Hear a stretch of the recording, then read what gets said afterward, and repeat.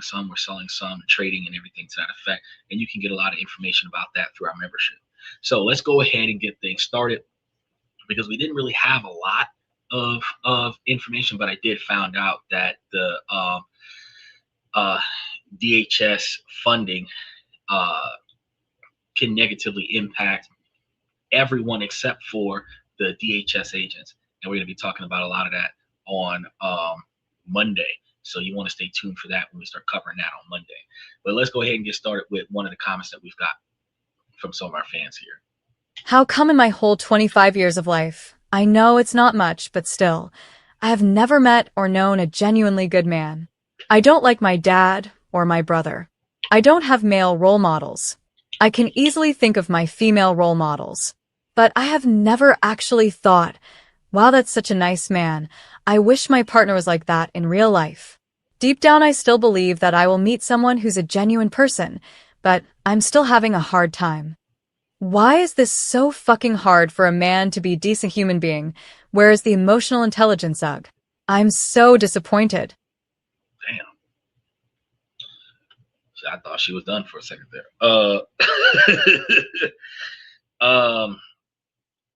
That's going to be a big problem with this particular person because um, like this.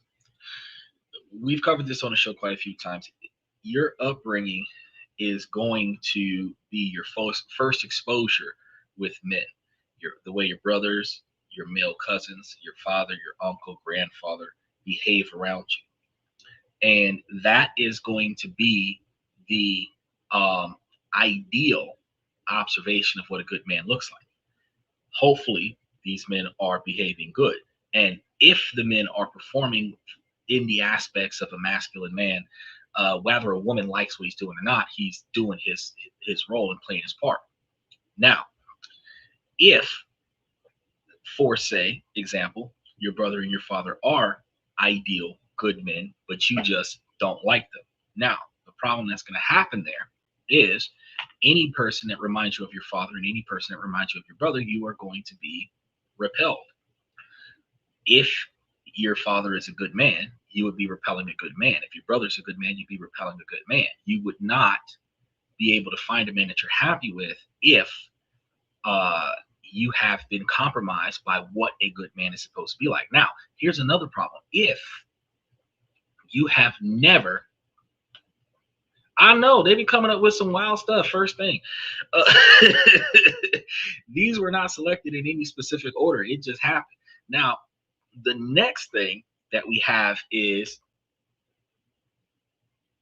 if you've never seen a good man, and yeah, women promote each other on a regular basis, even when they're the most toxic in some situations. If you don't know what a good man looks like, how can you say that your brother and your father are not good men? And then how can you say that you would know what a good man looks like when you find him? Yo, bro, these horror stories are gonna get these horror stories are gonna get crazy. And on top of that, we have good news. The Seahawks beat the Patriots, so we didn't have a disappointment today. Well, at least the men didn't. Men are providers and protectors. Emotions are not usually relevant in the real world. It clouds your judgment. Now, so emotions are actually relevant to a degree. However, men are expected socially to behave without emotion, which makes no sense. Which is why you say emotion is irrelevant. The thing is, because men are supposed to be protectors and provide, men have a limited role, and not a lot of women want to accept this. They prefer to make it seem like everything is, equal all the way across because the women are benefiting from it. But the truth of the matter is that the men have a very limited role. You can list all of the things that a good woman could do that they don't, which we've replaced with technology, you know. But when we think about a woman's role, we've got like cooking, cleaning, childcare, helping the man get organized for work, almost like a personal assistant. That's the only stuff that people identify for a woman. Now, I have on this show found plenty of different things that can make a woman valuable, even from a financial perspective, but women don't think about these things. But that's the stuff that they identify for a woman. And then when you start taking about child care and everything to that effect, keeping the house organized, stuff to that effect, that there's so many things that makes a woman valuable that women don't want to do. But for a man, you make money, you bring it back, and you give it to the family or spend it on the family. And you put your life and your freedom on the line for that same family. That is all you're identified as. You can go one step further, lifting heavy objects, moving the furniture, building stuff on the roof, cutting the grass, taking out the trash. But basically, protect and provide. Now,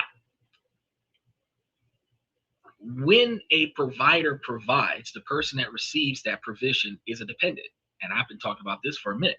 Now, when a mom is taking care of her child, the dependent is the child and the provider is the mom, and no mom is going to have the child telling her what to do. Now, when we switch the script up, the man is the provider, the mom and the child are the dependents. But the women want to be in charge of the finances. They want to be in charge of what the man does. And the dynamic is going to be construed because she's not going to be happy with the man that submits to her and allows for her to be 100% in charge. But she's not going to be happy with a man that's in charge. The double standard becomes complicated because a woman is not going to be able to find a man that she's looking for, because what she wants is a puppet that will pay her. And what she gets is either an overly submissive man or a unacceptable masculine man that stands on his position. There isn't another way. Egalitarian is fictitious. I was talking about this to some of my contractors earlier today when I was talking about how it's pretty much 50-50. It's not 50-50. By definition, if you pay for every other dinner and then you have her pay for the drinks every other dinner, that's 75-25. Because she's paying half every other time, but you're paying the whole thing every other time. And that means that out of 2 times, you've paid 3/4 of what y'all have done, which is still 70-30.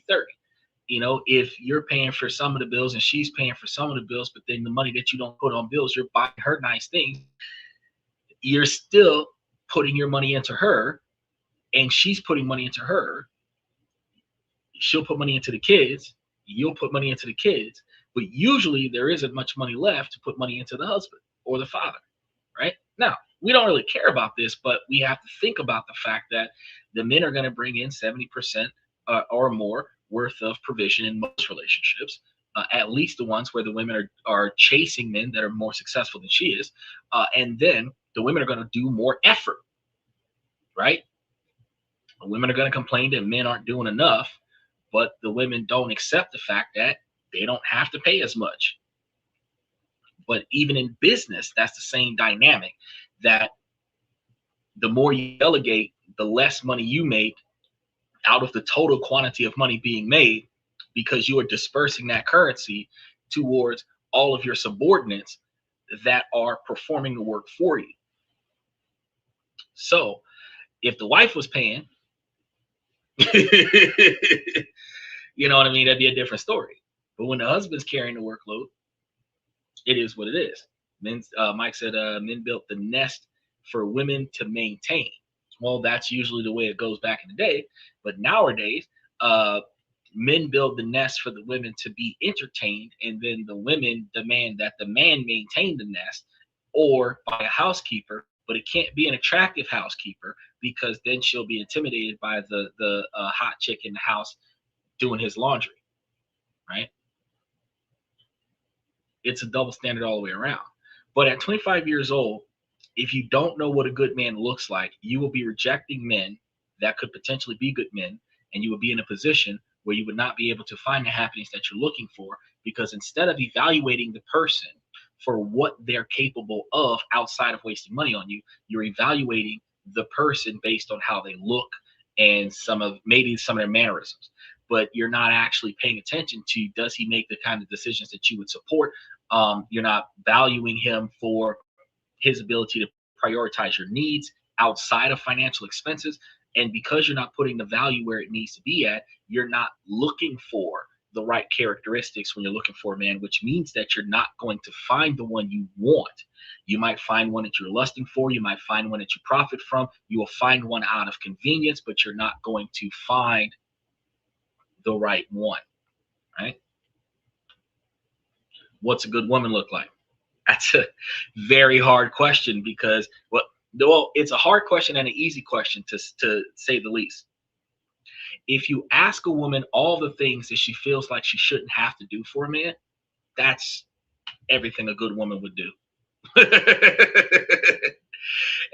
The modern feminist woman, the modern alpha boss lady that believes that she does not have to or should not have to do whatever.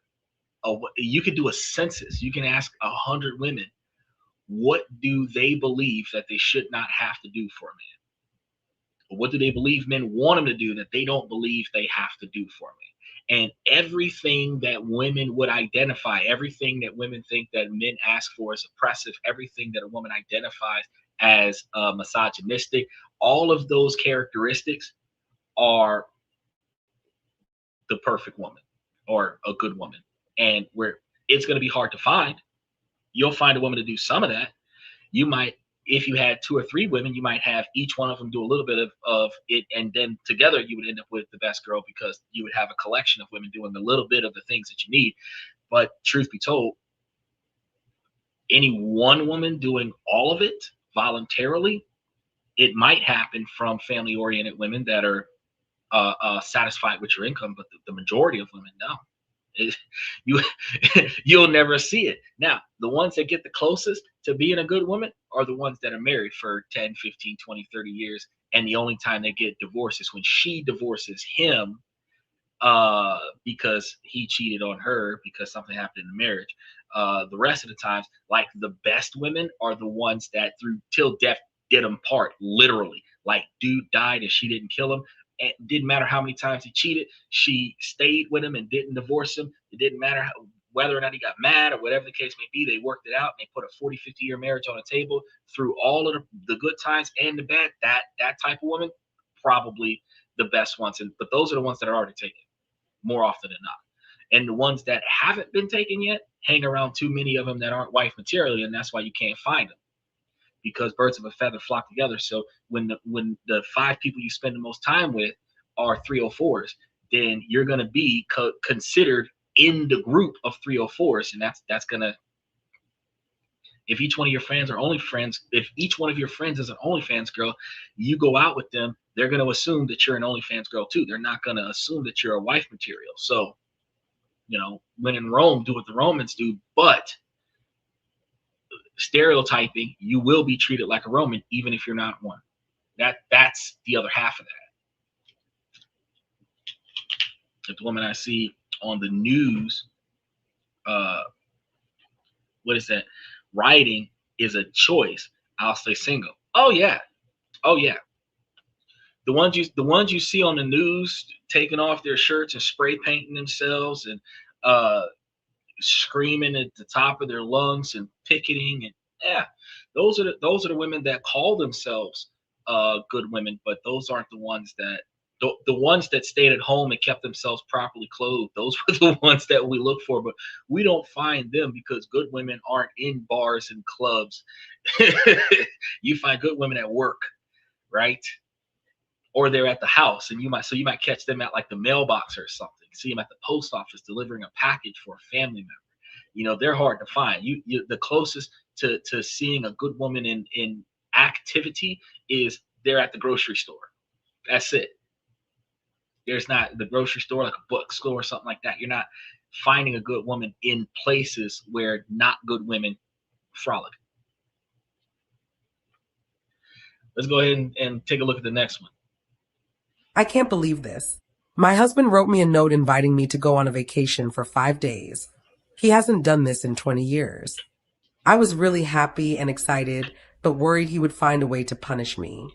Well, I guess I was right. Tonight he told me he changed his mind because it was too much money and that he couldn't let go of his resentment of me. We even met with his therapist today who told us to go away and have fun and find a way to make your wife feel safe and leave your resentments at the door. I can't believe after everything I've put up with and sacrificed that he would pull the rug out from under me and hurt me even more. His therapist said he's displacing his resentments onto me that belong to his parents. He knew how Mm, much the hotel was, BC. He booked it. All I said is that I wanted to be somewhere warm, BC. It's been freezing here. I've been saying for over 10 years I'd like to go somewhere warm for a few weeks in the winter, but he never did anything. So I was so happy he booked the trip, thinking maybe he finally did something for me, but he just canceled it tonight. I can't believe it. Why would he do that to me? Why does he hate me so much? I am just reeked. After 30 years of emotional and sexual abuse, he's an addict and a mm, liar. I can't take it. mm, I have no money to leave. I've been a mm. psalm and work part-time, but make very little. I really Right? thought maybe he was turning a corner. I just don't want to keep living like this. Bro, she's scamming. He said, "What up, Fries? What's going on, Ericum?" Uh, so the key here is that she has completely disappointed her husband, and whether she cheated, whether she has disrespected him, devalued him, something, she has angered him, and now she is not willing to atone for that. Why doesn't she book the trip? They don't apply themselves that. It's the man's responsibility to book the trip. See, when she's telling a story, she's not telling what she did wrong. She's talking about how he's wrong for how he feels, but he's holding resentment because she did something that upset and frustrated him. Something that she has not atoned for. Right, playing victim. Now, he has to forgive her and then make her feel safe and go on this lavish trip to please her. But he's the one that's disappointed in her. Whatever therapist they got, I'd get a new one because he should not resent her for his parents unless she has done something to his parents. Okay. So if she got into a fallout with his parents and now his parents are upset and he's mad at her because she feels like she was in the right and she's not willing to make amends, and that's drawing a wedge between him and his family, and him choosing her over his family, which is not something that he normally would have done if that's the situation he's in. I'd be resentful too. Because as a man, we are supposed to take all the punches. She was supposed to, uh, uh, uh, do the same. The men are not supposed to just be punching bags for society and for his woman. And then at the end of the day, we can't speak up for ourselves because we're not allowed to do that. But she's going to feel like she did nothing wrong, and she's going to say that he's the one that's abusive. I don't believe that. I personally believe that she did something that she had no business doing, and the psychological and emotional abuse that comes here is that she's going to make him regret feeling bad for what she did to him, and then he's going to be forced to make it up to her. I don't She doesn't want to stay there, she can leave, but she's saying, well, she doesn't have any money to leave. Whose fault is that? Modern society allows for women to go ahead and get jobs and work. It doesn't sound like they have kids together. That's holding her back from being self-sustainable. If she's living under one income, she could get there and take that money and invest some of it into their future, but invest some of it into her escape if she really wanted to go somewhere. There's no reason why you can't go. You don't want to go, but let him have some text messages or photos or videos in his phone archived from 22 years ago. Y'all been together 20 years. Have it be archived in his phone from 22 years ago. Because he didn't delete it, she would want to get a divorce. So my dynamic is If you're going to stay with the man, you should be taking him on a trip to wherever the fuck he wants to go to make him feel better, just like what Eric was saying. And you need to be atoning for whatever actions that you performed that made him resent you, because the resentment is going to stem from sadness, which is going to be a primary emotion that is going to then be projected outward as anger and resentment, and some of it is going to be directed inward as depression, and that long-standing depression is going to lead to, because he's suppressing his feelings, is going to lead to resentment because you are ignoring how he feels and you're not addressing what's going on with him. Now, you were able to ask us, why was he pissed off? But you're not able to ask him. And if you ask him and then you put forth the effort to make it up, because y'all have been together 20 years, this fucking career, you need to go ahead and start putting in effort to atone. You've had plenty of time, and that's why it is now resentment. But if he planned a trip, and now whatever trip he planned probably wasn't the one you wanted, and that's why he canceled the trip, because he booked a trip and now you're bitching. And if he booked a trip for y'all to go somewhere and you wanted the upgrade and he got you the base model because that's all he could afford, and as you said, he told you he couldn't afford it right now, right? He's going to resent you because you wasn't satisfied with what he was doing for you, even though that was outside of his budget. That makes you ungrateful on top of being at fault for pissing him off to begin with. So while he's mad, he's spending money he don't got to satisfy you, and you're not even grateful for it. That's bullshit. You should be ashamed of yourself for that. This is why I tell y'all, don't y'all be wasting that unnecessary money on these relationships. Y'all can't talk that shit out. Fuck it. Spending money to make the problem in a relationship go away is not fixing the problem. You have to fix the problem in the relationship. It will include communication, but it is something that it is being done that needs to stop, or something that's not being done that needs to start. That's the reason why there is discussion, that there is disgruntled parties in the relationship. He said, I hate that women expect men to plan everything, but then have to criticize it every time, or say they didn't want to do that. It is a fun catch-22 every time. Oh, bro, if in the event that you refuse to plan it, they're going to devalue you as a man. If you plan it and don't guess what they've got in mind, then you're inconsiderate, and you're going to be shamed for that too. And she's going to complain. It doesn't matter if she has to go somewhere warm. If the man got her tickets to the fucking Winter Olympics and taking you to France, then damn it, you're going to France. Put on a fucking winter jacket next time you get something not cold. If he was going to take you somewhere to go relive the first ski trip y'all took, yeah, you wanted somewhere warm, but it ain't about what the fuck you wanted. It was about what he was trying to recreate. With the old saying is that it was a thought that counts. It was his thoughts as to how he thought his projection of his feelings to you should be articulated and constructed. That counts, not what you expect him to do. It's not the same. So when they put them demands up there, it really fucks up the effort from the man. And the women aren't putting up that effort. I was just talking to a guy earlier today, and I was like, bro, what do we get for Father's Day? Because women get dinner, chocolate factories, all this other stuff for Mother's Day. Same stuff that the women get for Valentine's Day, they get for Mother's Day. Then they get their birthday. Then they got Christmas. What men get for Father's Day is discounts at Home Depot and Lowe's. That's it.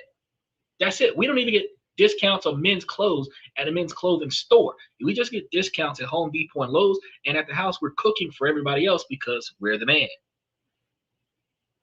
Now, how would a woman feel like cooking for her husband on her birthday? The same way a man should feel about cooking for himself on freaking Father's Day. Michael says, in a lot of cases, it's a control issue. She feels that she can't leave because she makes no money. Well, it is going to be a control issue, but it's going to be more of a situation where he's not the one in control, and she's disappointed because she's not in control. And that's the problem. So she's not leaving because she doesn't want to, right? It's not because she can't. So a man that forces a woman to quit her job, why did you marry him and stay with him for 20 years? You got to ask yourself that means that in 2006 they got married. You can't tell me that she couldn't figure something out in 20 years.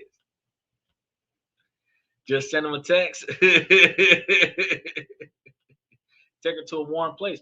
Yeah, straight to hell. She could take it to, he said, take her to a warm place. She goes straight to hell. It's warm there. Being ungrateful. Look, I can tell you right now, no female really knows what her man wants. She just knows what the last 5 men she respected wants, and she's going to give that to her current man, because if other men were satisfied with this activity, this man should be satisfied with this activity, because men are predictable and men don't change for much and men don't ask for much. But how many times has a woman dated a guy in recent time, in the last 5 years, and took note of all the things he wanted from her and did that without question, without rebuttal, without debate, just followed his instructions to the letter?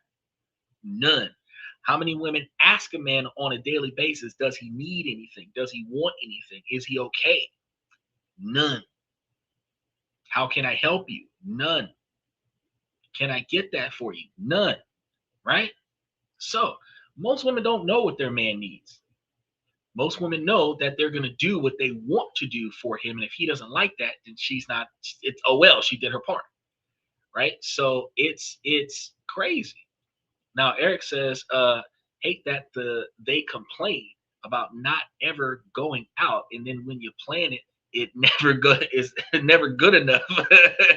Where are the girls that fucking grateful they're up for anything because they want to spend time with you? These women who want or expect you to go out always have some sort of fantasy, and when it doesn't live up to their decisions in their heads, just makes you quit. That is the resentment. That's where the resentment comes from. That's exactly where the resentment comes from. So the men are going to come up with something. And then here, this is the worst part. This is going to be the worst part. What if you've done this activity before? If she finds out that this gesture is a gesture that you have provided to another girl back in the day, she is not going to appreciate it. She is not going to respect it at all. But every woman gives the man the same thing every time. Some silky outfit, some head, some sex. That's it. Now, when does a woman go out of her way to do something for a man outside the bedroom that shows that she prioritizes and values her man? A lot of women are going to say cook his favorite meal and do his laundry. It's about it. But that's the stuff that you do every day. So when are you going out of your way to do what he needs? Not a lot of women got an answer to that question. But I agree with you, Eric. I think that that's ridiculous. Is I need jeans, size 35, waist 29 long, used. Oh, so you want them off the person that's still wearing them?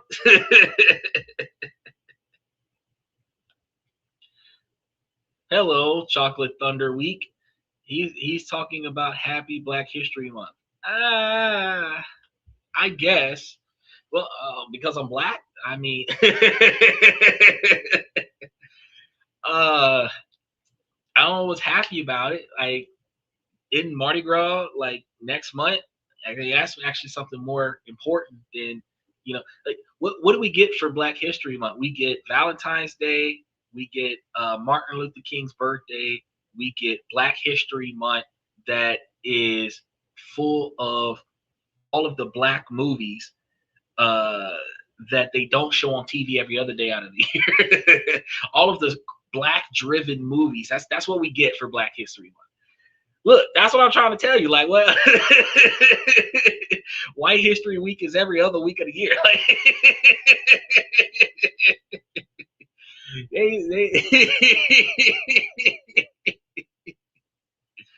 I mean, shit. Uh, I'm just throwed with that. It's it's a really weird concept that we celebrate being different, you know. Uh why don't we just like celebrate Friday or February because it's February? Why are we not, instead of screaming, "Hey, happy N-word month," why not happy Chinese New Year? And I ain't think about that, huh? But they going through New Year's over there. They turning up like it's January 1st, you know? But you see a minority on the podcast, happy Black Friday, happy Black History Month, happy. Oh, it is just another day around the way. It is. Matter of fact, let me tell you something. For the last 30 years of my life,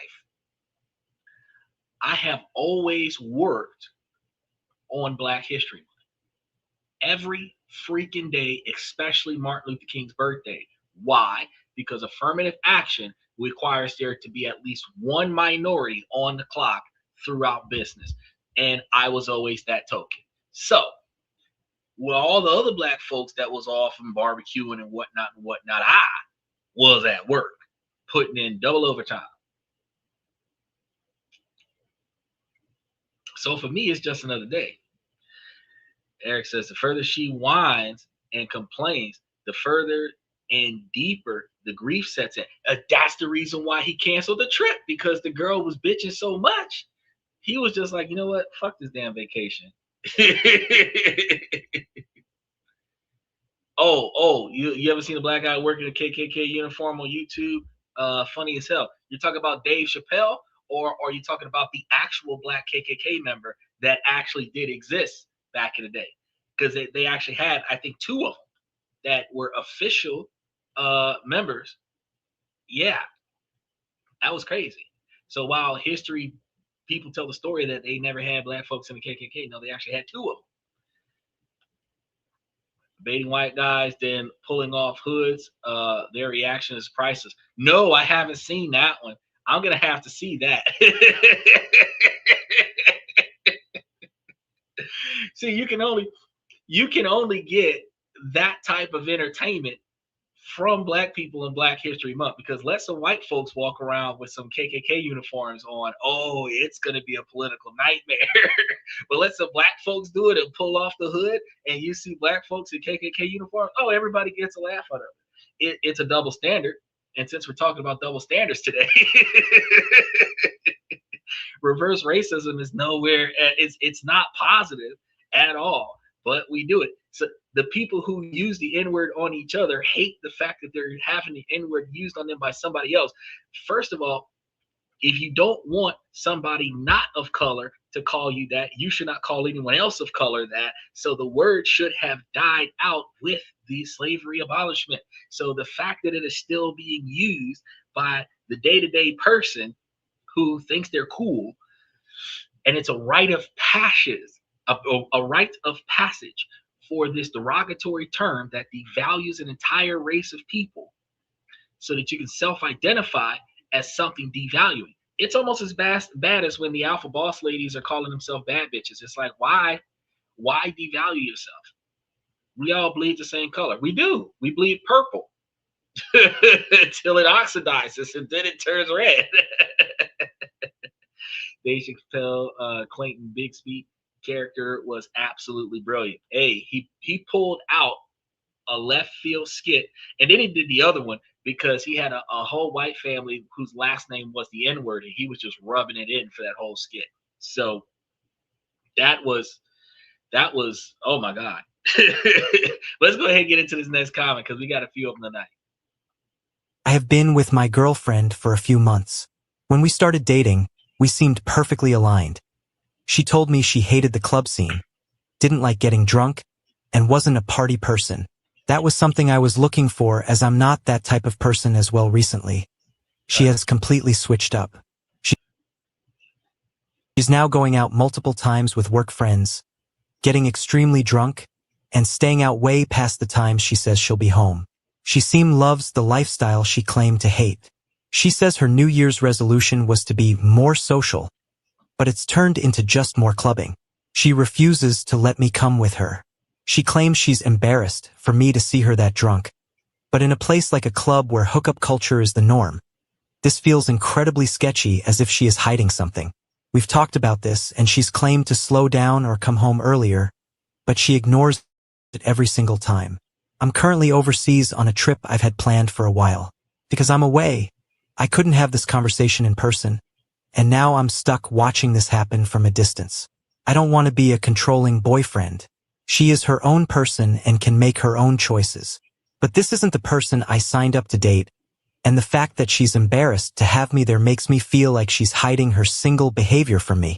I don't necessarily care if she wants to go clubbing, but the frequency, hiding it from me, and the inconsistency in her actions are concerning me. Am I being too untrusting because of my past? Or is my gut right that this is a major red flag? How do I approach this situation? I have been with my girlfriend for a few months. When we started dating, we seemed perfectly aligned. Hold on now. She told Tighten up, y'all. Culture is the norm. Hiding it from me and the before because of work, and I was okay with it. Now I do the same. Situation. All right, there we go. Woo! Scared me for a second there. Okay, so yes, what you said, Michael, spot on. She hates you. She fucking hates you. So here's the thing. You dating this chick. She's claiming that she's not into the clubs, probably because she was hurt. You're a rebound. She's dating you. You're busy at work. She's going out with her work friends and somebody she started dating on the job. Now she's clubbing with them. She's getting drunk. She's smashing, coming back to the house. You're the security blanket at the house, but the person that she really wants to be with is over there at the club.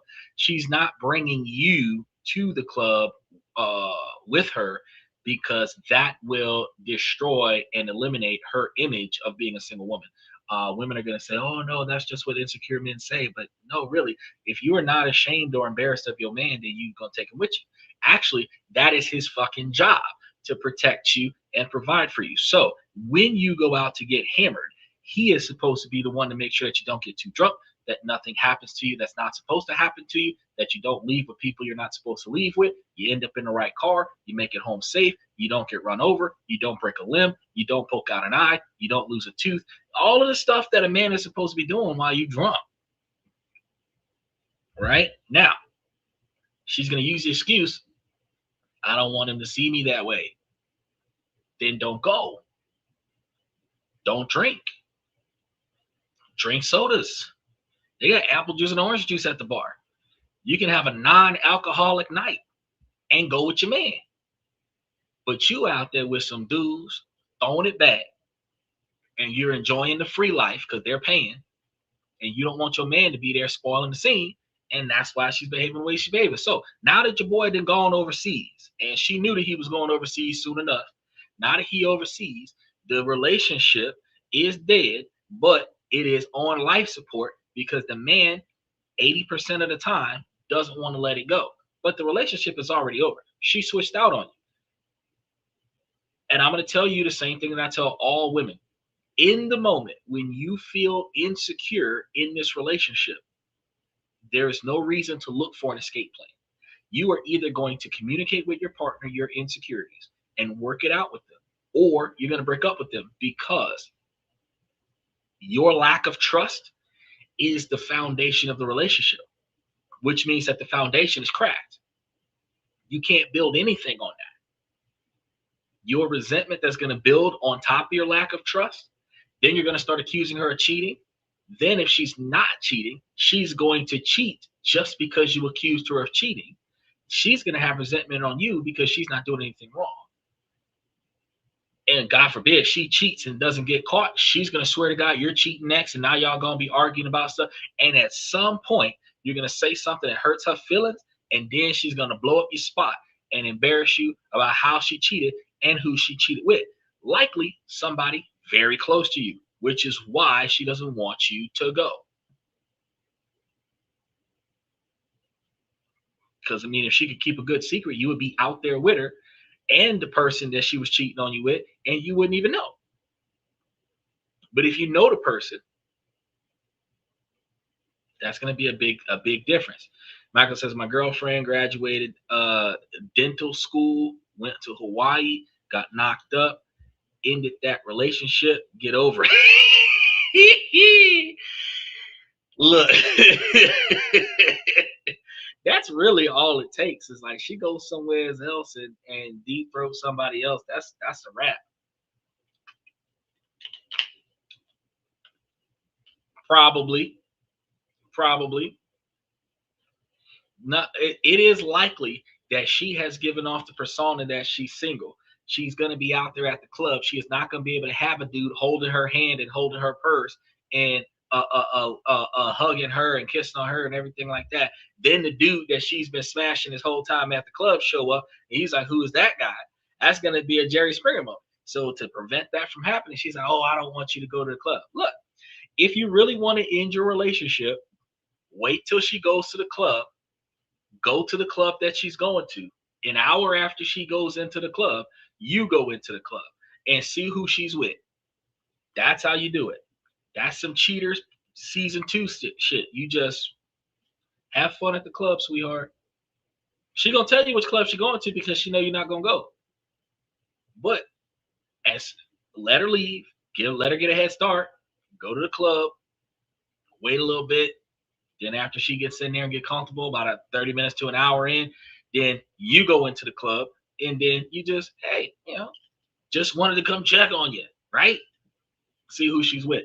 Matter of fact, if you want to give it 2 hours so that she can be sloshed in the club, give her 2 hour head start. You see who she's head in the lap with, and that's why she didn't want you to come to the club. And if you're a smart man, if you're a really, really smart man, you're going to see her from across the room. She's not going to know you're there. You're going to see exactly why you're leaving her, and then you're going to walk out the club, and she'll never know that you were in the room. And if you're as smart as the other guy that I seen a couple days ago, you'll pack up all your shit. You'll take it like a robbery in the middle of the night, and by the time she get back from the club, there is nothing there. Your number is blocked. She can't reach you. Social media is blocked. She can't reach you. Email is blocked. She can't reach you. And if you got some friends and family that know what's going on, when they call, they're going to be like, who? And hang up on her, pretend like they don't know who she is. All right, let's go ahead and touch base on the next one. I cancelled plans last minute with my boyfriend because I had a surprise visit and he's acting weird. I don't know, I'm tired of this. He cancelled plans before because of work and I was okay with it. Now I do the same and he doesn't answer my texts or phone calls. I had a surprise visit. I wasn't expecting it. It's been one of the most stressful days for me. I feel dizzy. He put his notifications on silence. I feel hurt. He doesn't answer me. I feel more anxious when he does this. I feel hurt and like crying. Maybe it's time to end this. Please, any advice? I blew up his phone, keep calling him, and he doesn't answer me. He put his notifications on silence, and that hurt me. I'm so tired of this. I've been nothing but supportive with his traveling job. And the surprise visit, family members. Look, make sure you like and subscribe. I don't give a damn who the hell surprise visited you. Your man work. You work. He gotta go. When he come back and he take time off to be there with you, he is not canceling you because of a family member. He's canceling for his way to provide for you. You are canceling him because of a family member. Do you understand how stupid that decision is? Like, why didn't you just bring this jackass with you to your engagement with your because if he would have been at the house with you, this surprise visit would have surprise visited y'all. That's what I'm saying. Yeah, she gotta go. She gotta go because if somebody came to, okay, let's set up this dynamic. I'm dating a chick. She's got to cancel because she got work, blah, blah, blah. Whoop-de-whoop. Now, she takes time out of her week. She sets something up with me. Then I'm going to cancel. Something came up. I got somebody else that's more important than her coming to see me. You know what I just told that person? Fuck you and the house that you rode in on. That is not how you're supposed to treat your partner. Now, you got to drop in. You had plans. Your drop in need to wait until you finish with your plans. If they end for the afternoon, well, you go check into the hotel. I gotta go spend some time with my man. I'm gonna ask him if you can come through, and then if he's okay with it, then I'll call you and tell you where we are. You can meet us over. That's it. All you had to do. If he's not okay with it, look, let us finish dinner, and then we'll meet you after dinner. The surprise visit is not a 30-second surprise visit. It's the rest of the afternoon, the rest of the weekend. So that means that she did not have to put her man on hold so that she could go hang out with somebody else. She could either brought that person to, or that person could have waited until they finished. It was a reservation. And a reservation is 2-4 hours. So the other person could have waited in the hotel for 5 hours and then met up with her and spent the rest of the afternoon. She could have went to her man and told her man, oh, so-and-so, my cousin, my auntie, my brother, whatever, came into town, and I seen them on the way over, but I didn't want to miss this. And then, oh, really? Call them up and bring them over. You know what I mean? You didn't even talk to the man and tell the man that, because plans do change. But there is absolutely no reason why you blow off your significant other for an unexpected pop-up. That's unacceptable. She got to go. The relationship is dead. That's why he got a phone on silent, because he ain't putting up with this bullshit. He said the one time I done made myself free for you, your ass is busy because somebody else came to talk to you. I don't give a fuck who it is. It could have been your biological parents. Fuck it. Because you shouldn't have to choose. If your parents came into town unexpectedly and you about to go meet your man, you bring your parents too. You pay for your parents because they weren't part of the plans, but you bring your parents too. You don't stand up your man over nobody. Your significant other, your future mate for life person, you don't stand that person up for nobody. Okay? You get them and y'all deal with this together, but you don't stand him up for nobody. He said, as she says, she'll call him every 5 minutes to see what he's doing, and she's very insecure being by herself. But bro, if she calling every 5 minutes to see what he's doing, why is she not driving over there every 5 minutes to see if he's still there? Why her ass ain't sitting at the table? All the time that she wasting on calling and texting him, and it hurt her so bad, and her feelings are so distraught, and this, that, and the third. How do you think he feel that she's got more energy to waste time calling him, and she got less energy to try to get her ass over there and go spend time with the man? You know what I mean? I have never understood why the modern generation will call and text and blow your phone up for hours trying to talk to you. If you know where the fuck I am, why are you trying to talk to me on the phone? Get your ass over here and talk to me like an adult. We from the old school before cell phones was a thing. Remember when we had the pay phones with the put the quarters in it and dial a number, and you had to only talk for a certain amount, just drop more quarters in there kind of shit before beepers and shit? Like, look, if you really wanted to talk to me, you would be standing in front of me in person. You wouldn't be on the phone. So if something came up that somebody else in town that you want to go meet, we should be meeting them together. Because aren't we supposed to be a package deal? And if we're not, then what the fuck am I doing here? I know when it comes down to women say everything that they want to have involved in the relationship is a package deal. But look, everything that the man wants in the relationship is a package deal too. So if his attention is a priority, and you've got other people that want your attention, you should be with him while you're entertaining somebody else, because he's the number one priority. The same way, if his family was to come into town, his sister, his auntie, his daughter she knew nothing about was to come into town, I'm going to have to show you to her because I got to go meet her. Most men will not put their family on hold. Well, most men will not put their woman on hold because their family members came into town. They're not gonna do it. They're gonna tell them, "Oh, we're gonna go meet so and so." What they'll probably do is call you and tell you that so and so just showed up on your doorstep and you're on your way to the restaurant, and ask if it's okay if they bring this extra person. And yeah, they'll be disappointed, but he ain't standing you up. Let's check on the next one.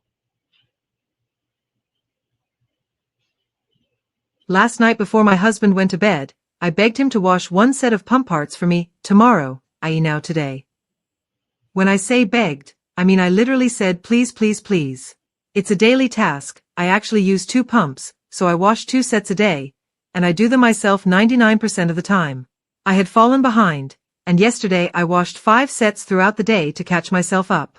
I asked him to wash the 1 set the next day that I was actively using while I was doing my last go of bottle and part washing before bed, and asked that it be done before I got off work. That way the ones I used yesterday would already be clean, and I would be able to wash the ones I was using today when I was off work. Now I'm off work and they're not done. But he did a ton of laundry, all the other dishes, and all sorts of other stuff during the day. I calmly said to him, "I'm not upset with you. I can see all the other things you did today and I appreciate that. But I want you to know that in the future, when I beg you to do one thing, I would rather come home to needing to do all the other things that I didn't ask for myself, than to come home to all of those other things being done and not the one thing I asked for." Of course he then got mad at me, told me I have no reason to have an issue, raised his voice at me and told me to go away. I get that he feels like I have no reason to complain after he did all this other work around the house, and I said that to him as well, but it honestly just seems kind of disrespectful to go out of your way to do all these other things and not the one thing I literally begged to be done. That's a control issue right there. Like I said, one time I took this girl to meet my parents just to find out she's been there before. My nephew from Denmark took her to meet my parents. Go ahead, nephew.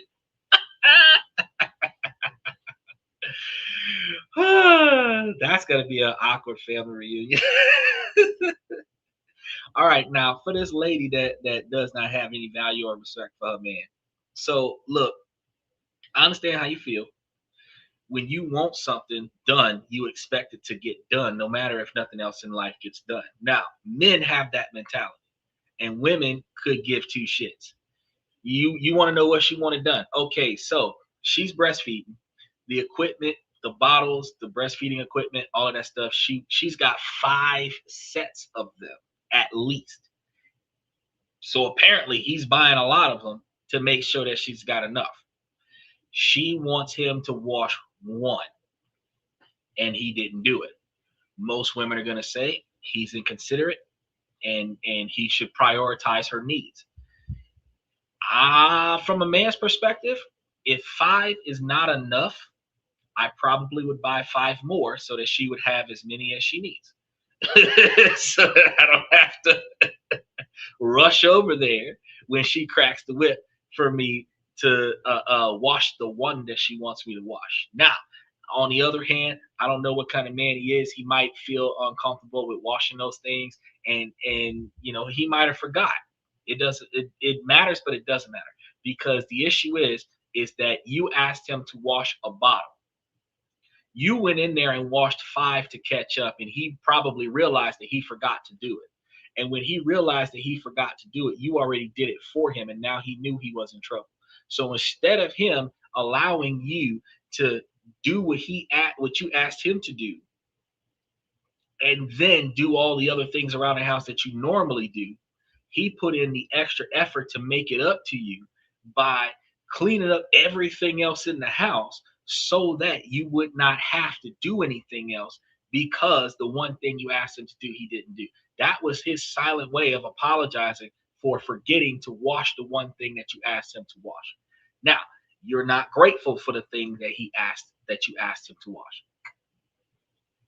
And you are now chastising him, verbally chastising him, because he didn't do what you said. This is when these relationships that are supposed to be egalitarian become a monarchy, because now he is no longer valued as a masculine man. He is expected to be a servant. And if he does not obey, she will be pissed off. And then she will discipline him verbally and sometimes cut him off emotionally because he did not obey. If he'd have married a woman from the Philippines, she would have washed all of her bottles, his girlfriend's bottles, his mama's bottles, cleaned the whole house, rebuilt the car, built some furniture, took care of his kids, her kids, his parents for $800. So all I'm saying is that the woman could be a little bit more compassionate about the fact that he did the best that he could in the current situation. Now he need to tighten up and make sure that going forward that she don't gotta ask him for a clean setup. So until she stop feeding, he need to have like 15 or 20 of them in there, since 5 is not enough. And then she won't have anything to complain about, and he will have the opportunity to wash at least one, because there'll be like 20 or 30 of them up in there. If I got a female that's breastfeeding and I know the child is supposed to get 1 or 2 bottles every feeding time, then I'm going to try to have like 5 or 7 days worth of bottles in there. There's going to be like a whole cabinet with just empty clean bottles, empty clean pacifiers, a big jar. Look, bro, I'm going to have one of them gigantic mason jars in there where we can just milk her all day like a cow and fill it into this jar. And some of it's for the baby and the rest of it's for my white Russians. And we're going to make it do what it do. You understand? She ain't going to never have to worry about not having enough in the fridge. He said breast pumps 1 to 2 per household. Breast prefer electric pumps. Yeah, but you still got to have something to put it in. She's not necessarily asking him to clean the pump itself, but each pump has a bottle, has several bottles.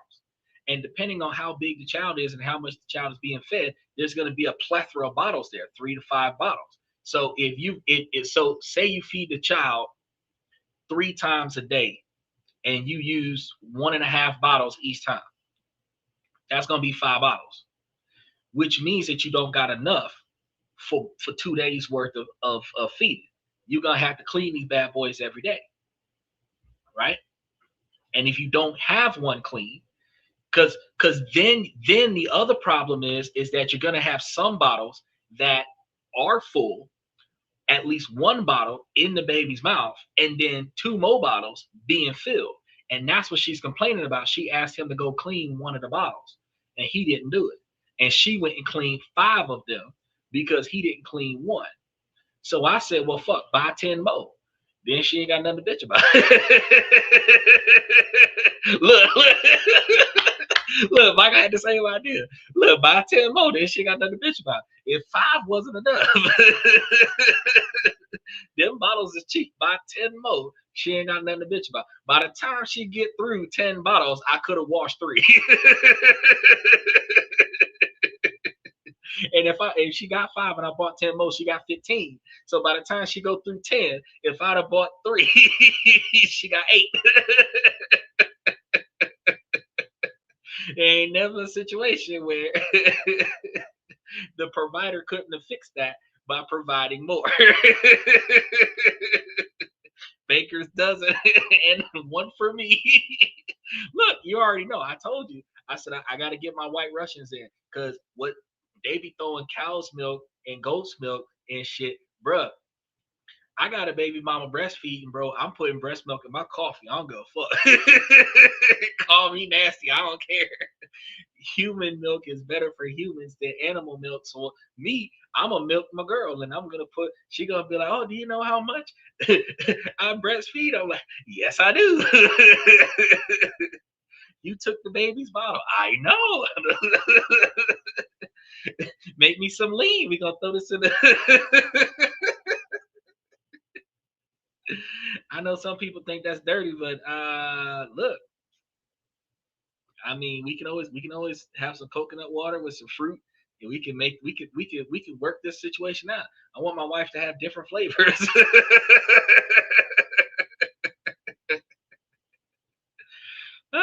but yeah, she's just not appreciating the fact that he tried to make it up. I see what he did. He realized that he forgot. Once she got in there and started doing the five, he realized that he forgot. And she was probably in there doing the five, bitching about the fact that she only asked for one, and now she got to do all of them because he ain't do the one that she asked for. So when he did, and every man does this, oh shit, and you know, as soon as he realized she mad, he didn't cook dinner and wash the dishes and did the laundry and put up the everything, vacuum the house up, dust, get that one spot behind the ceiling fan and everything, just so that she could be appreciative that he did something, even though he didn't do what she asked, and she wasn't satisfied.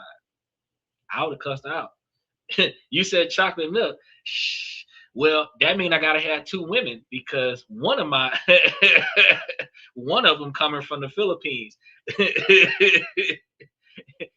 And since we're dealing with chocolate milk, I gotta have me a chocolate mama to have chocolate milk, and then I gotta have my Filipino mama to have Filipino milk. And 2% milk is just watered down milk. That's when you done ran out of milk and you pour water into your cereal. That's 2% milk. The only reason why they made 2% milk is because the lactose isn't healthy for you. Let's go ahead and touch base with the next one. These females mad at me today. Girl who lives in the apartment below me's cat just died. She is crying really loud and yelling. What should I do to help, if anything? I don't know this girl. She just lives below me and is clearly super distressed. Edit. For those who asked why I care. No, I'm not attracted to her. I'm not trying to date her or anything. I'm happily engaged. I just lost my own grandmother, and grief kinda sucks, but I don't know how to approach a stranger's grief, or if I should. That's why I asked here.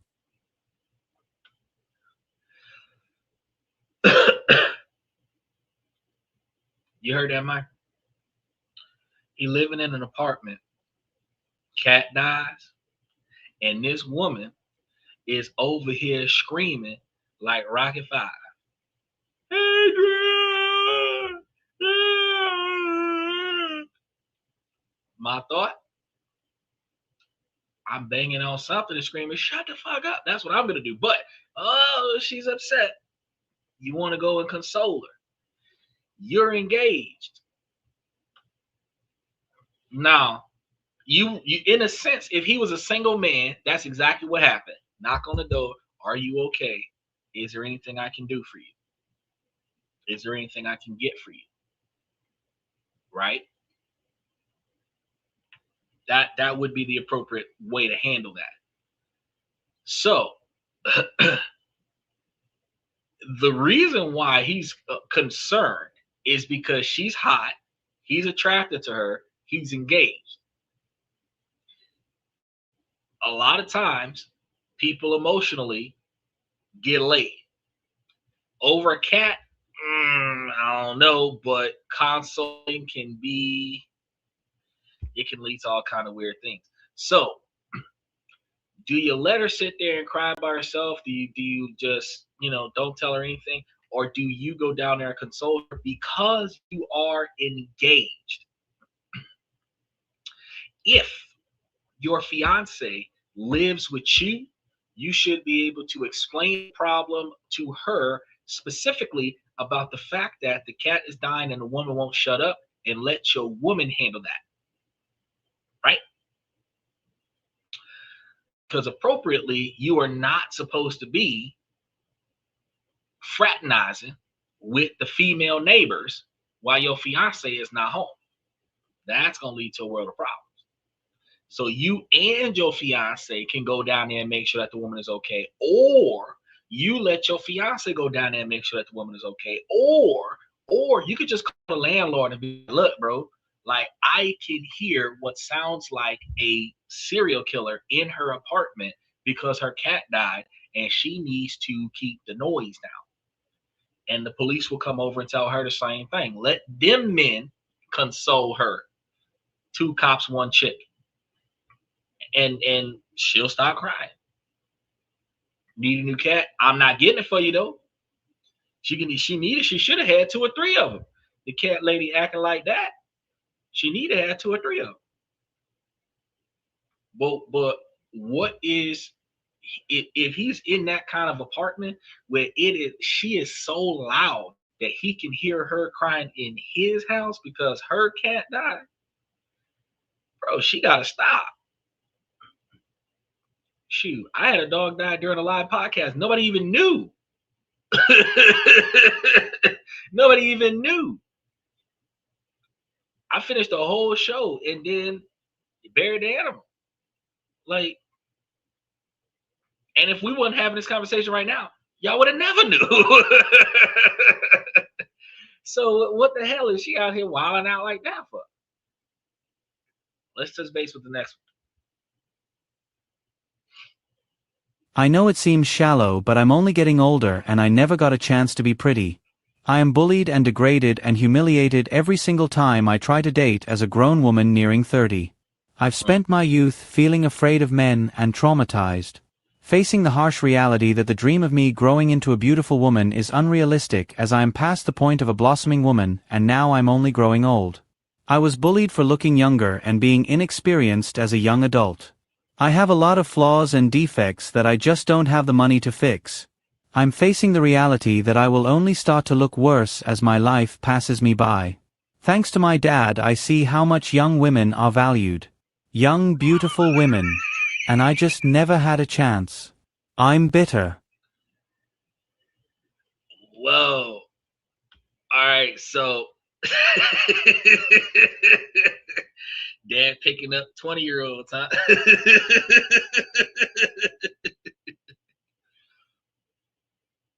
And you're not 20 anymore.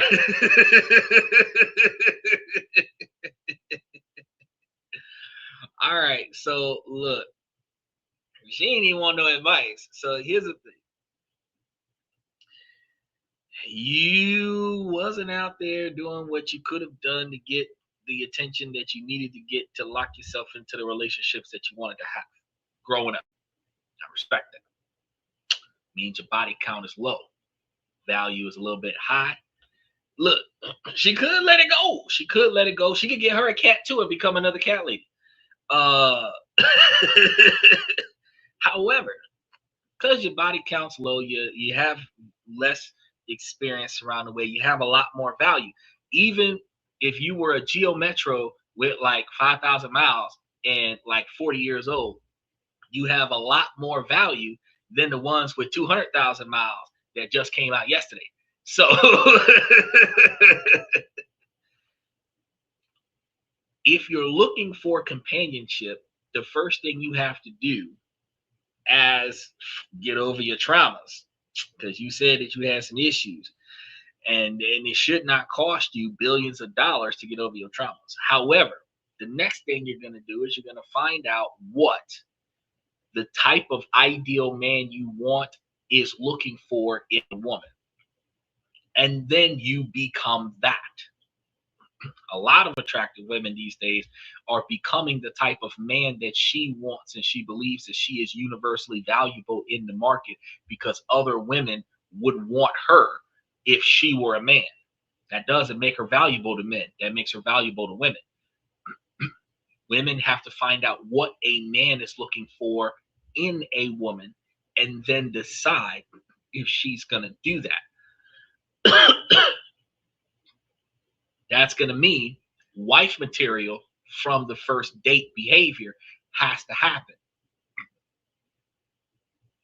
And the man that benefits from that will be the man that will choose you regardless of what your looks are. But understandably, the closer you get to 30, the less value you're going to have. The closer you get to 40, the far less value you're going to have. Because after 27, you're going to be on a downward spiral. After 21, a man's sex drive is going to be on a downward spiral. But your ability to reproduce diminishes the closer you get to 40. And your value for the average 60-something% of men that want to be fathers is going to limit and reduce the number of suitors that will choose you because you don't reproduce. Now, I'm not saying it's fair. I'm saying that is the stake in the game. So, for the women that are watching the show that are 20 to 25, You need to have your ideal partner in mind and find those ideal partners and find out what they look for in a woman. And then you start trying to master that. And you try to lock that man in before you're 30. Because between 30 and 40, you could probably give him 5 kids. But at 30, if you're not willing to change, you know who you are and you know what you want in life, but you don't know what your partner wants in life, you have no value to a man because you're not willing to be what he needs you to be. You're willing to demand what you want, but if the shoe was on the other foot and the only person that got what they want out of the deal was the man, women would object. So why are women projecting themselves in a position where she's the only one that gets stuff out of the deal? Michael said she probably went to an all-girls school with low self-esteem and and a sheltered life. Probably so. Probably so. Because if she would have went to a unisex school or a co-ed school and joined the cheerleading squad or the chess team or the band team, you're seeing American Pie with band camp. Even the band geeks were getting it. So there's no reason why she wasn't getting it thrown back. Look, there you go. She can talk to you. You want a babysitter. But that's what I'm saying. That's why like the females, like, no love lost. Like they had full on capabilities to meet the right person younger in life. But I understand the introverts and I understand the individuals that aren't really out there. But see, if you're looking for the hunky captain of the football team that all the cheerleaders are falling for, you have to understand where there is a high demand and a low supply, it's harder for you to get that. Just like it is with getting a Rolls Royce, it's hard to come by, which is why people fawn over them when they see somebody with it. You recognizing that you're either an average or below average person, you need to be able to pay attention to the average people and then see how you fare with them. If you're not faring with the average people, go and take a look at the below average people. If you think that you're a 3 or a 4, go talk to some 3s and 4s and see what they look for in a woman. Still, again, you're doing a census of what do these men look for in a woman. And when you find a man that is willing to accept you for who you are, and you're willing to do what he needs, then you got a match. Y'all can learn to love each other because love is a choice. It's not something that happens. She's an incel.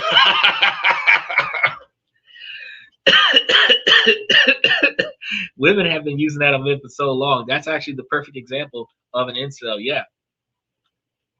She is unable to. She's capable, but unable to find a match. And that is a choice that women make when they say, I'm single by choice. No, the men that you want don't want you, and you don't want the men that want you, and that's why you're single. That's a mismatch. That's not single by choice. That's a mismatch. Because if you choose to smash somebody, you could pick up a dude today, but you can't choose. You could not be single by choice today and married tomorrow. You are single by design because you are not willing to be what the men that you want you to be, and you are not interested in the men that will accept you for who you are. So you failed twice because the men that you didn't have to change for, you rejected. And the men that you have to change for, you refuse to change. That's not going to work on either side. You know what I mean? Let's go ahead and touch base with the next one. I love being away from my husband. My husband recently got a new job, and it required him to leave for training for 3 months. This will have been the longest we'd ever been apart. In the 14 years we have been a couple. We moved in together in our mid-20s. I moved from my parents' home straight into living with my then boyfriend, who is now my husband. Well, I'm surprised and concerned to say that I love living separately from my husband. It's actually troubling how wonderful I've found it to be. I love everything about it. I love going to sleep in the center of the bed in a quiet, dark room. He scrolls on his phone for hours. He also has apnea and snores. I love having whatever I want for dinner without having to consider his preferences. I love watching whatever ridiculous crap I want on TV without his background commentary. I love parenting my son however I see fit without his interference. I love the quiet. Sometimes I turn off the TV and just enjoy the silence. This has been my first taste of freedom in my adult life. The first time I've lived on my own, although I do have a 7-year-old son, but you know what I mean? And it has been absolute bliss. I feel terrible because I do love my husband. He's such a genuinely good person. We met as teens and were friends for 12 years before we started dating. We are now 40 and have known each other through a lot of different seasons of life, etc. But I have loved being away from him so much that I am actually anxious about him returning. I feel even worse about this because my husband goes on and on about how he can't wait to come back, how he misses us, and never wants to be apart this long again. He has struggled through the past 3 months while it's absolutely flown by for me. Everything just seems so much more peaceful when he is away. One less person to take care of and appease. My husband doesn't know the extent of my feelings. I just say I'm an independent person and not to worry about us because I'm holding down everything at home with our son just fine. He doesn't know that I've actually enjoyed my life since he's been gone and am not struggling at all. He is a good man and father. He's actually an awesome human with so much integrity, but we have known each other forever now, and he frankly often annoys me. He's extremely needy. He is just a person who needs a lot of attention. He talks a lot. He needs the TV on constantly. It's never quiet when he's home. He can also be critical and very opinionated. The biggest thing is his constant questioning of my decisions regarding our son, who is age 7, diagnosed with autism level 3 and nonverbal. I'm the one taking care of him 95% of the time. I just feel like he should just trust my decisions. And I guess I just enjoy the break from all of that. But I just worry about how much I enjoy being apart from him. Does anyone else out there feel like this in their marriage?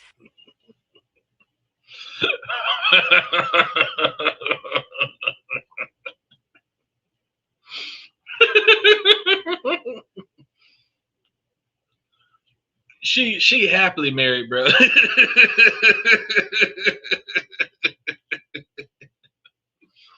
I know that sounds contradictory, but she is happily married, bro. She is exactly where she need to be at.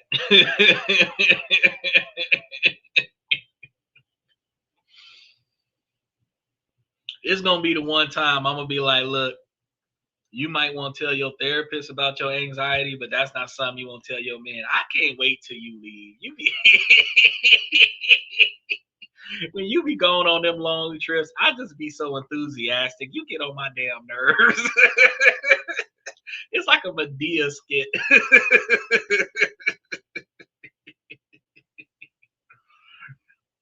Okay, so what Boyz II Men did that song "Four Seasons of Loneliness." You got to think about you just like having a roommate. The other person in the house gonna get on your damn nerves. Your child, you don't want to be told what to do, and that's bad for you, and that's the reason why you feel frustrated about him telling you about his son. That's his damn son. You respect his decisions. And on the other side of things is you're not going to take any frustration on your child's behavior out on your child. You're going to take that out on your husband. Your ability to not have to walk on eggshells about your ability to vent and everything like that, that is a fantastic feeling for anybody to have. And while you believe that he is struggling through life with you not there, no man is miserable because his wife is not with him in a scenario where y'all have been around one another for 14 years, 15, 18 years. Y'all need vacations apart. And I am enthusiastic to hear that y'all are able to separate due to life stuff, whether it's work or military service or whatever the case may be, and you're at home waiting on him to come back. You're not looking forward to him coming back, but you're waiting on him to come back. You're able to rejuvenate yourself. You're able to replenish yourself so when he come back, you can put up with his bullshit. He's taking care of business. He's able to rejuvenate himself. He's going to come back and he's going to be able to put up with your bullshit. What I'm going to ask you to do is not let your resentment towards him build up. His sleep apnea, put a pillow under his shoulder blades, have his head tilted further back, open up his esophagus more so he stops snoring.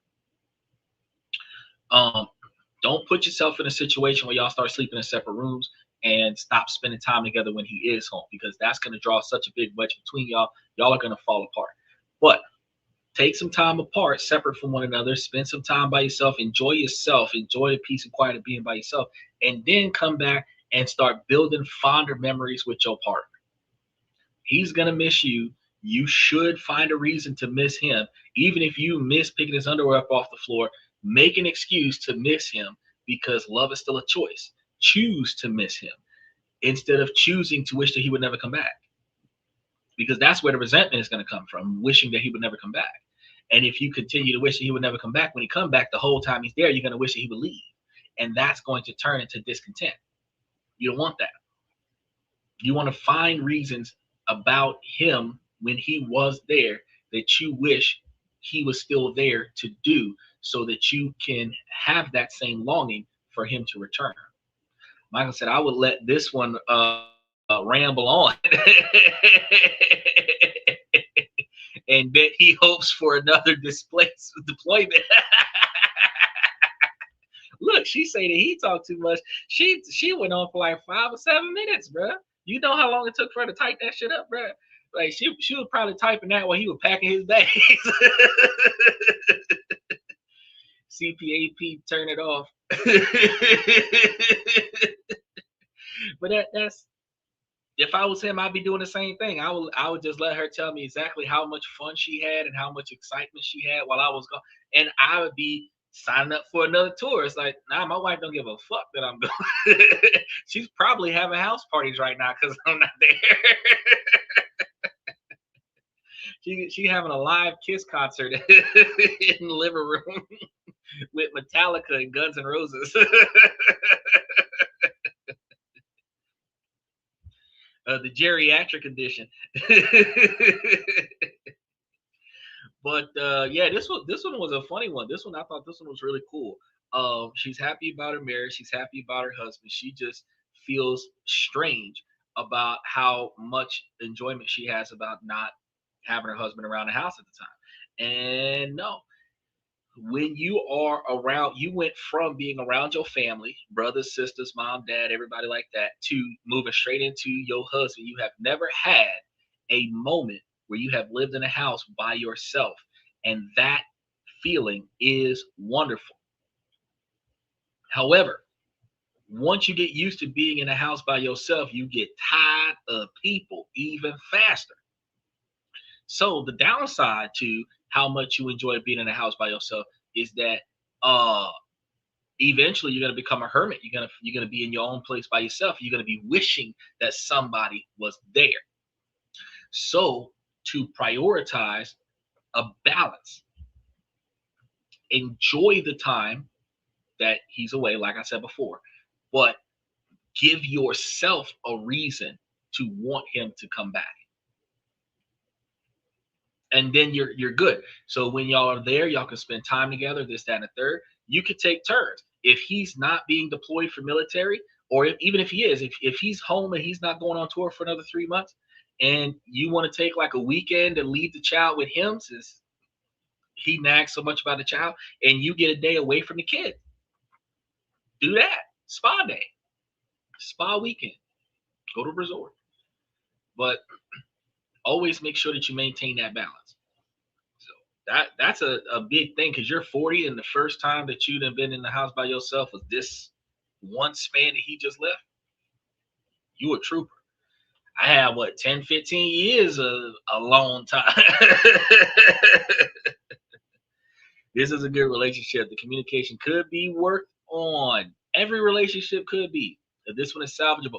Well, this one isn't in danger, but she does need to communicate with him. She should be able to communicate with him how stable she was while he wasn't there, but she should not word it such that his presence is not welcome there. She should be able to articulate it in a fashion that, since that was the first time that she's ever been in a house alone for her entire life, that she was enthusiastic to the new experience, and she is looking forward to the next time that happens. But she still needs to make sure that she values and validates the man that she has, and look forward to and make plans with him to spend time with him, so that they can rekindle the way she used to feel about him back in the day. But yes, no matter how great a relationship is, there is more communication that needs to be there. And this is one of those relationships that's more than solvable. It is the kind of relationship that's got another 25 years behind it, but it really needs that communication. Now, that one was the last one.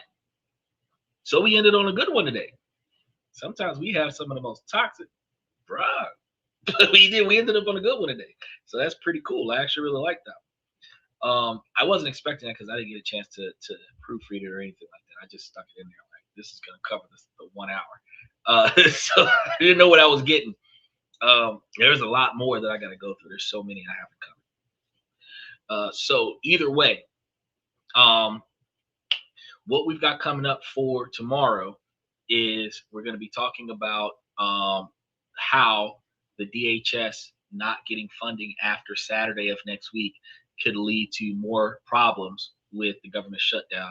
And then we're going to be talking about on Tuesday different other ways that you can make money with very little effort. So I want you guys to come through with that, and then hopefully happy ending. A happy ending. That was a loaded statement with no release.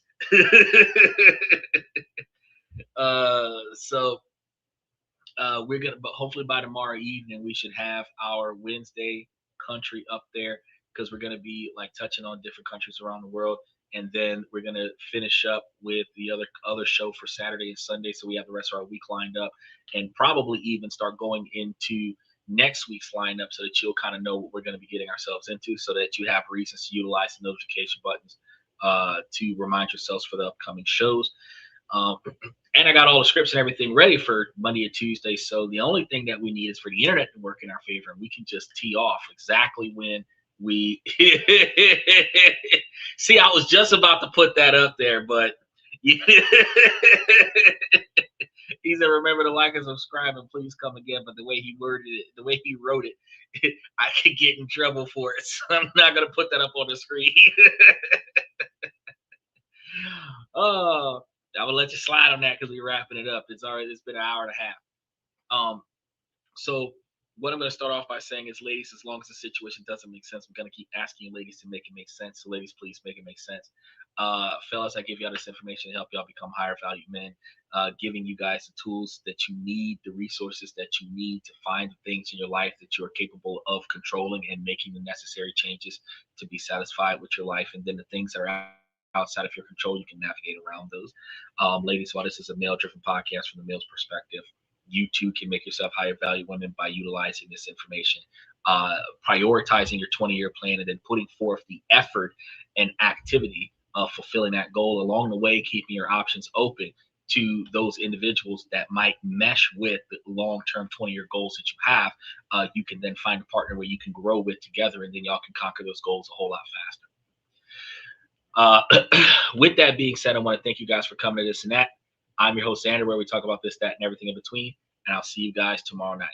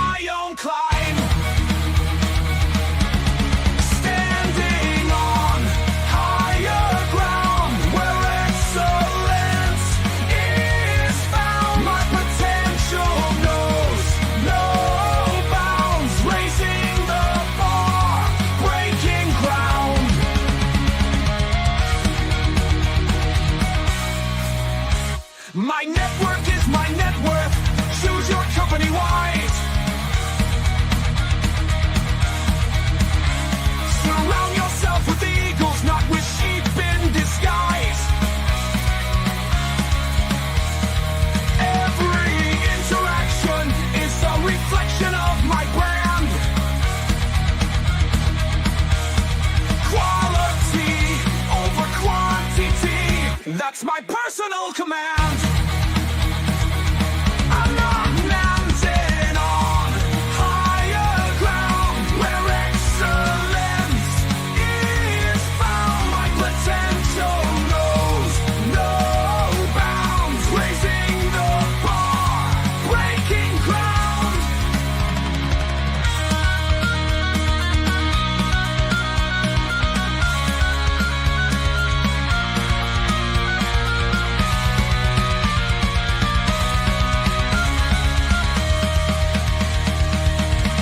I'm not just living, I'm manifesting my vision, cutting through limitations with surgical precision. My expectations are my compass, my respect is my shield to mediocrity and chaos. I will never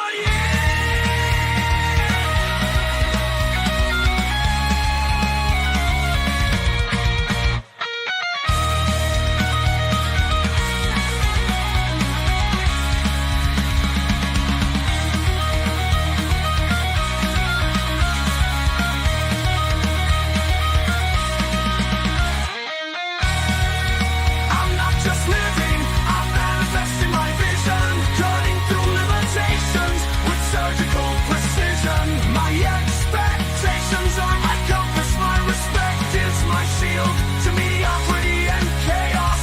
I will never yield.